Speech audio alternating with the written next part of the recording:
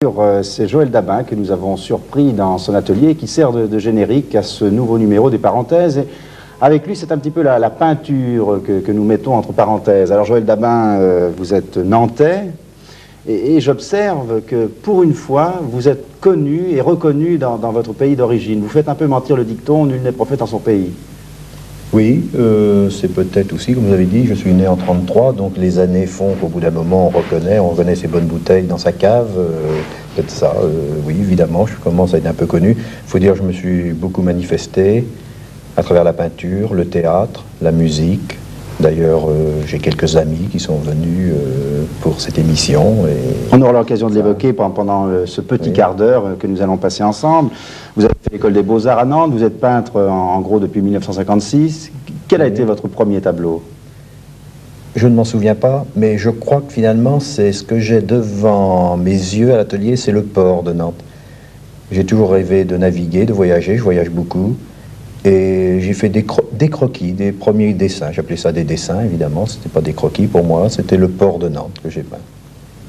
Je l'ai découverte ensuite par des voyages. Vous avez fait un certain nombre d'expositions personnelles et collectives en France, mais dans le monde entier. Est-ce que la valeur d'un peintre finit par se confondre avec le nombre de kilomètres qu'il fait pour présenter, pour offrir ses toiles? Non, pas du tout, parce que finalement, c'est dans sa tour d'ivoire, dans son, comme dit mon père Stelsgaden, mon atelier, c'est là que finalement se mûrit l'œuvre, disons.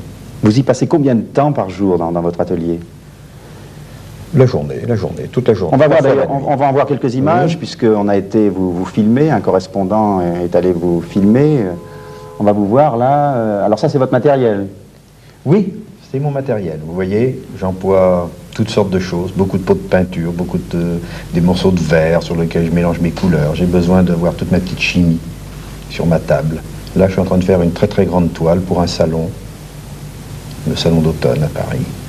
Vous faites beaucoup de grandes toiles, et il y en a quelques-unes derrière nous. Ce sont des toiles moyennes, ça? Oui, mais j'aime bien m'exprimer en grand. Quelle est votre inspiration en ce moment? Elle vous porte vers quel domaine?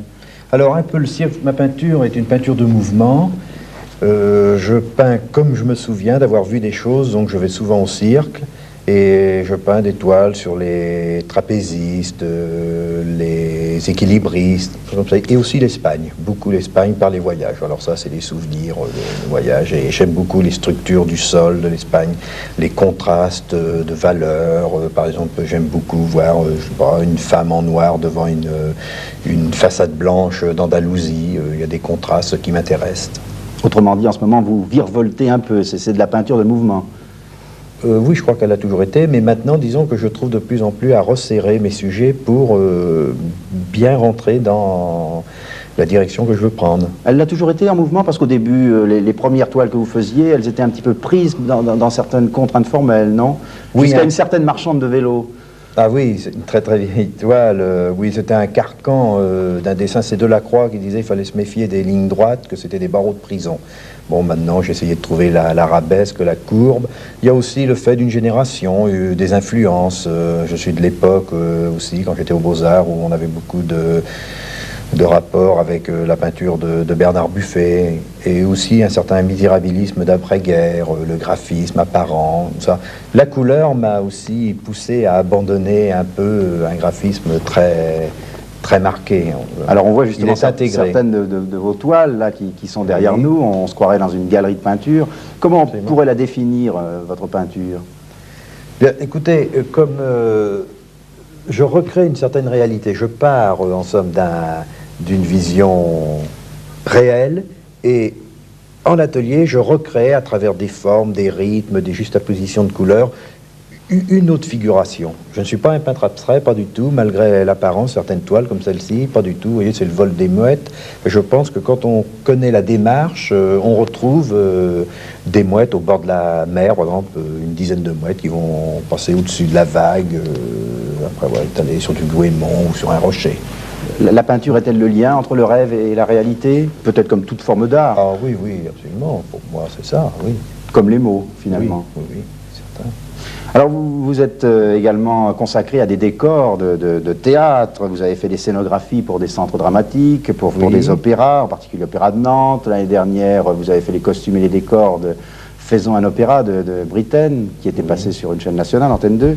Et puis cette année, vous préparez également Tistou, l'épouse vert, qui est un opéra œuvre d'un Nantais. Oui, la mise en scène sera de Jean-Luc Tardieu et le livret est tiré d'un conte pour enfants de Maurice Druon. Et la musique est en train de s'écrire actuellement, ça se termine, j'en ai écouté l'autre jour quelques extraits au piano, d'Henri Sauguet. Et ça sera présenté pour les 80 ans d'Henri Sauguet. Alors c'est un travail très important et très intéressant. Il y a 80 tableaux, qu'est-ce que c'est 80 tableaux 25 tableaux, il ne faut pas que j'exagère, il y en a bien assez, 25 tableaux, beaucoup de travail. Et puis à la Maison de la Culture de Nantes et de Loire-Atlantique, c'est vous qui êtes l'auteur de cette nouvelle salle, Gérard Philippe, vous l'avez entièrement redécorée. Et en ce moment, à la Maison de la Culture de Nantes et de Loire-Atlantique, on peut voir Le Philanthrope de Christopher Hampton jusqu'au 22 janvier. François Perrault, qui est l'un des comédiens de cette pièce, a bien voulu être des nôtres.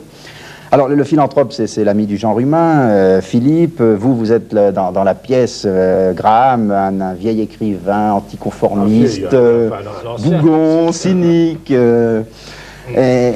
Comment pouvez-vous le définir, ce personnage? Est-ce que... c'est pas, j'arrive à définir tout en partant d'une situation. C'est-à-dire, ce qu'on dit, enfin, dans un certain cadre, vers certaines personnes, on ne le dirait pas autre part.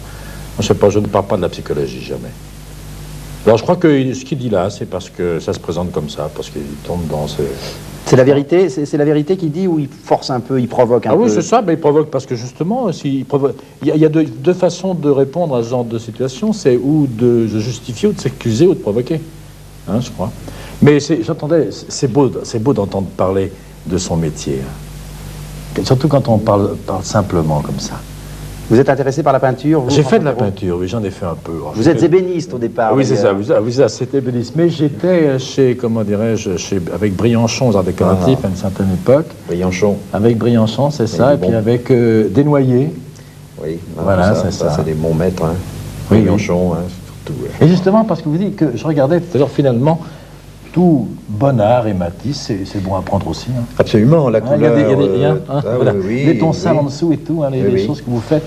C'est beau, parce qu'il arrive dans vos toiles des choses du passé, un petit peu de choses, et vous êtes quand même vous, et malgré tout, il y a toute la peinture derrière, quoi. Oui, oui. Hein, vous vouliez poser une question tout à l'heure à Joël Dabin à propos de la perfection. Oui, c'est ça. Non, mais c'est vrai que c'est à partir de quand, enfin d'abord, comment commence-t-on une toile? Par le côté droit, au milieu, en haut, et quand sait-on qu'elle est finie? Ça, c'est ça, mais je sais pas que... vous savez, c'est ce que je disais, je pensais, c'est comme une mayonnaise. On ne sait pas quand est-ce qu'elle est réussie, mais on sait quand elle est ratée. Oui, c'est quand elle est tombée. Oui. Et ça, c'est ça le problème. Il n'y a pas de méthode, vraiment, je crois. On a, disons, un bagage, on sait bien qu'il nous faut des assises, on a besoin de certaines choses, mais qu'est-ce que c'est? Il faut toucher, c'est un moment, c'est une allusion, c'est quelque chose. Tout est manuel. Hein. Ça, oui. Mais le comédien lui-même, sait-il quand il est parfait? Non, on ne peut pas juger parce que quand on joue, ça va aussi vite que dans la vie. C'est-à-dire, quand on répète, on établit des choses. Et quand on joue, ce qui est devant est presque derrière. On n'a pas le temps de penser à ce qu'on dit en réalité. Il faut penser à ce qu'on va dire sans arrêt. C'est pour ça qu'on ne sait pas quand on joue. Quand on joue, on ne sait pas ce qu'on a joué. Et non, c'est vrai, on peut pas. Quelqu'un me dirait votre personnage est comme ça, je dirais mais je sais pas. C'est comme dans la vie, quoi. Ça avance, c'est le temps qui avance comme ça. Finalement, tous les soirs, vous recommencez. Ouais, c'est ça vous remettez en question tous les soirs. Il faut que ça soit de l'immédiat tous les soirs, parce que c'est ça le vrai. Il faut que la chose soit vivante. Si on refait ce qu'on a fait la veille, c'est du cadavre. Hein? On peut donc vous voir en ce moment, donc jusqu'au 22 janvier à la Maison de la Culture de Nantes, le Philanthrope, et puis le 20 février à Angers. On vous voit également beaucoup en ce moment. On vous voit à la télévision dans un feuilleton qui s'appelle Les Fiancés de l'Empire. On vous voit au cinéma dans un film qui vient de sortir, Robe noire pour un tueur de José Giovanni. Votre prochaine exposition, Joël Dabin, on va regarder quelques images de la dernière qui a eu lieu au mois de novembre dans une galerie de Nantes. Votre prochaine, elle est quand? Eh bien, la prochaine dans la région, en Vendée avec un groupe de peintres, et autrement individuellement, je dois exposer en Hollande et en Allemagne. Mais je prépare actuellement plutôt des toiles pour des salons. Le salon de la Marine, le salon de... Vous avez une médaille d'ailleurs du salon de la Marine. Oui, j'ai une médaille. J'aurai le droit de faire aussi un beau voyage sur un bateau. Alors, je ne sais pas... Ça, oui. Vous voyez, je reviens au port. Peut-être que je viendrai faire escale au port de Nantes avec ce bateau. Comment doit-on regarder un tableau? Oh, ben avec son cœur, hein, c'est comme toute chose d'art, mais même, vous savez, on doit, c'est une sensation qu'on doit éprouver. C'est-à-dire le regard du professionnel, si on peut dire, comme moi, n'est pas le même regard que le spectateur. Ce qui est intéressant, c'est le spectateur qui regarde avec un petit moment d'oubli, peut-être, et puis peut-être approfondir un peu plus. Alors ça, c'est beaucoup demandé à ce moment-là. Il faut lui amener une nourriture intéressante. Donc si on veut mieux vous connaître, il suffit de regarder vos toiles. On attend la prochaine exposition qui aura donc lieu dans la région.